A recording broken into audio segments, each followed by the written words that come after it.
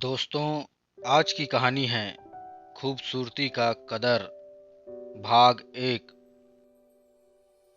सूर्या और शीतल की शादी हुए 1 साल हो गया था, मगर फिर भी घर में ऐसी कोई भी बात नहीं होती थी जो एक आम घर में, जिसमें एक नया शादीशुदा जोड़ा रहता हो, उसमें होनी चाहिए।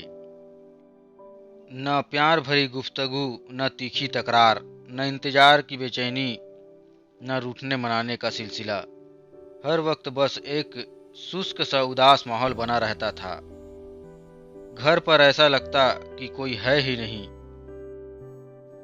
सूर्या सुबह तैयार होकर अपने कमरे से बाहर आता तो नाश्ता उसे टेबल पर जमाया हुआ मिलता, मगर पास वाली कुर्सी में बैठकर उसका साथ देने वाला कोई न होता। शीतल रसोई घर में अपना काम करती रहती।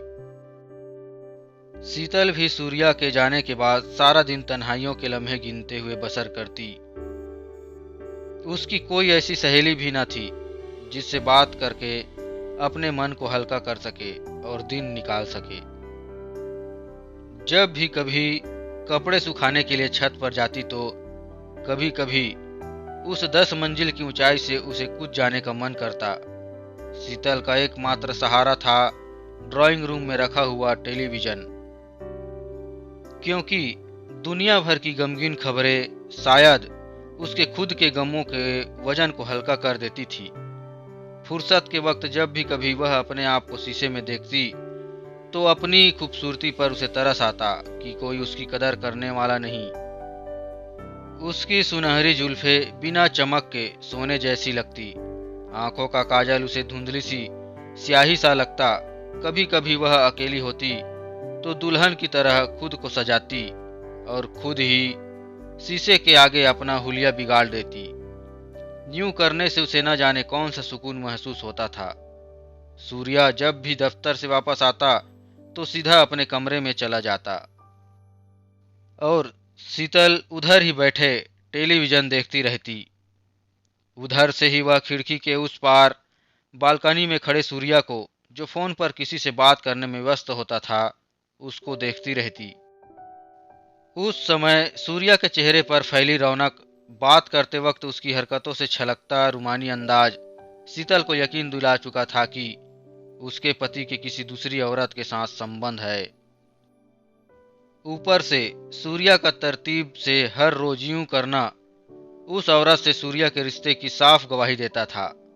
शीतल ने कई बार उससे इस मामले में पूछताछ करने की कोशिश बहुत की, मगर जब भी वह सूर्या से कुछ भी पूछती तो सूर्या का रूखा सूखा जवाब सुनकर उसे आगे और बात करने में बड़ी हिचकिचाहट महसूस होती। आखिर उसने सूर्या की रोजाना जिंदगी के इस पहलू को भी स्वीकार कर लिया था। बावजूद इसके कई बार उसे सूर्या की ऐसी हरकत से बड़ी मायूसी होती। वह यह सोचकर अधूरी हुई जाती कि उसमें ऐसी क्या कमी है। उसके दिमाग में हर वक्त अपने एतबार के कुचले जाने के ख्यालात आते रहते। एक दिन की बात है, जब शीतल घर पर टीवी देख रही थी, तभी अचानक से बाहर चिल्लाने की आवाज सुनाई पड़ी। जब उसने बाहर जाकर देखा तो वहां पड़ोस का रहने वाला राहुल था। राहुल को देखने पर कुछ चोट के निशान दिखाई पड़ रहे थे। शायद किसी गाड़ी वाले ने राहुल को ठोकर मार दी थी और चेहरे के आसपास घाव के निशान जैसे थे और सूजन भी दिखाई पड़ रहे थे। राहुल उठा और जाने के लिए तैयार हुआ तो शीतल ने कहा, ठहरो, क्या हुआ? तुम्हारे चेहरे पर इतना चोट के निशान कैसे पड़े? राहुल कुछ नहीं बोला, वहीं खड़ा रहा और शीतल पूछती रही। शीतल ने कहा, अंदर आ जाओ। शीतल ने फिर से कहा। राहुल वहीं पर नजरें झुकाए हुए रुका रहा। शीतल ने थोड़े दोस्ताना अंदाज में कहा, देखो, चोट पर मरहम जितना ही जल्दी लगाया जाए उतना ही बेहतर होता है। शीतल की यह बात सुनकर, उसका मुस्कुराता हुआ चेहरा देखकर राहुल के दिल में कुछ अजीब सी भावनाएं उठी और उसके कदम मानो अपने आप ही चल पड़े। वह घर के भीतर चला गया। अंदर जाकर वह सोफे पर बैठ गया। शीतल एक डिब्बा लेकर आई और वह भी उसके पास बैठ गई। अब राहुल की धड़कनें तेज हो गई थी। हालत कुछ ऐसी थी मानो समंदर में लहरें। शीतल की फूंक से उसकी चोट पर जो दर्द जगता, जैसे उसे शहद से कई गुना मीठा लग रहा था। शीतल ने दवाई लगाते हुए पूछा, बात क्या हुई? राहुल ने अपने जज्बातों को संभालते हुए जवाब दिया, कुछ नहीं, बस गाड़ी से टकरा गया था। शीतल ने कहा, चलो कोई बात नहीं, दवाई लगा दी है, कुछ देर के बाद आराम आ जाएगा। ऐसा कहकर शीतल उस दवाई के डिब्बे को रखने के लिए अपने रूम में चली गई। वापस आकर देखा तो राहुल वहां मौजूद नहीं था और दरवाजा भी आधा खुला हुआ था। शाम को जब सूर्या दफ्तर से लौटा तो रोज के मुताबिक शीतल सोफे पर बैठे टेलीविजन देख रही थी। बिना कुछ कहे वह अंदर चला गया। शीतल को सूर्या के फोन के बजने की आवाज सुनाई दी। उसने मुड़कर देखा तो उसी तरह सूर्या बालकनी में खड़े वही अंदाज में फोन पर बातें कर रहा था।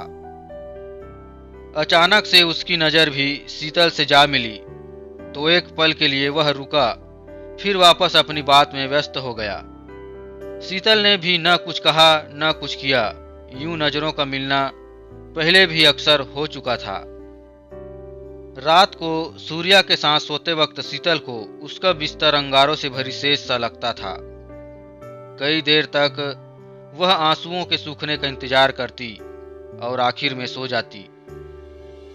अगले दिन घर का सारा काम खत्म करके वह शीशे के सामने बैठी हुई अपनी मायूस खूबसूरती पर गौर कर रही थी।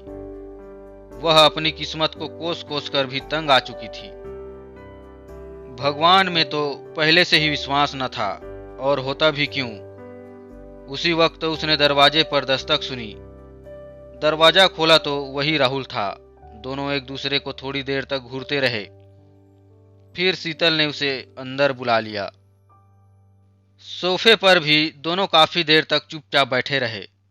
शीतल ने आखिर में उससे पूछ लिया, क्या हुआ?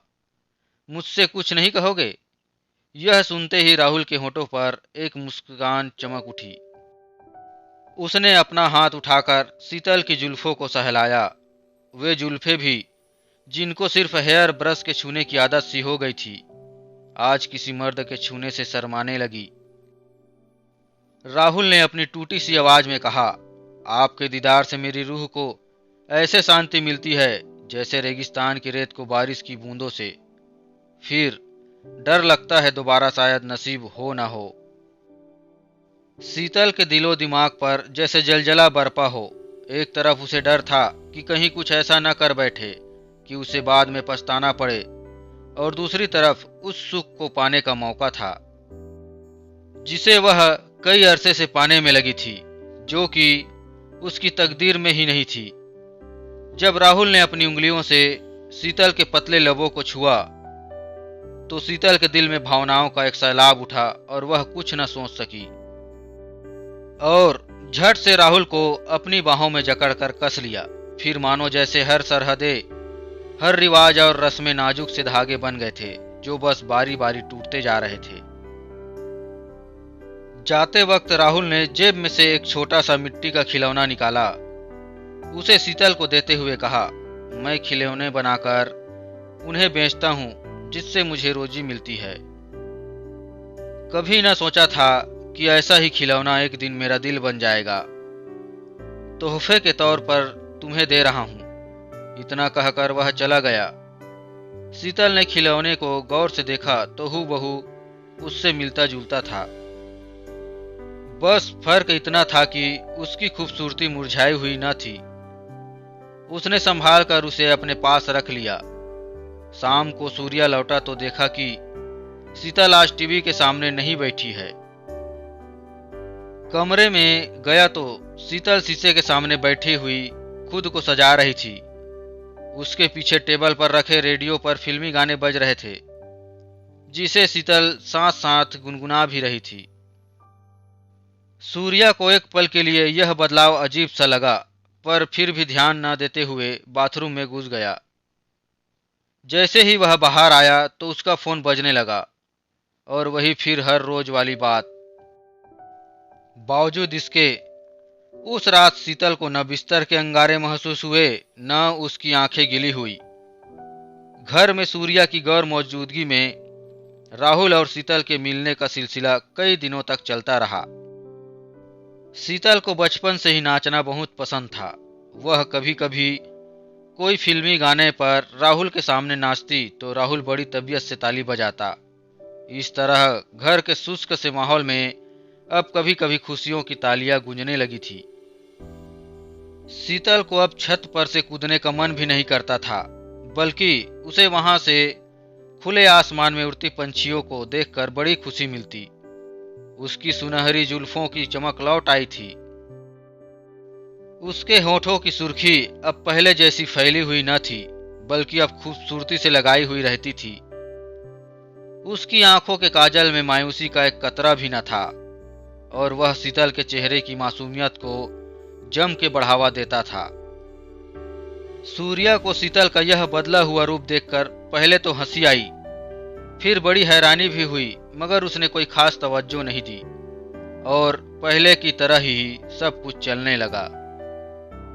एक दिन दोपहर के वक्त जब राहुल और शीतल एक दूसरे की आगोश में लेटे हुए थे, तो शीतल ने उसे अपने बचपन के कुछ किस्से सुनाने शुरू किए। जब भी मैं जीत करके मोहल्ले के बच्चों के साथ खेलने जाती तो मेरा सब लोग मजाक उड़ाते थे। दोस्तों, इस कहानी का अगला भाग अगले वीडियो में है। दोस्तों, अगर वीडियो पसंद आया हो तो लाइक जरूर कीजिए और अगले भाग का इंतजार कीजिए। धन्यवाद दोस्तों।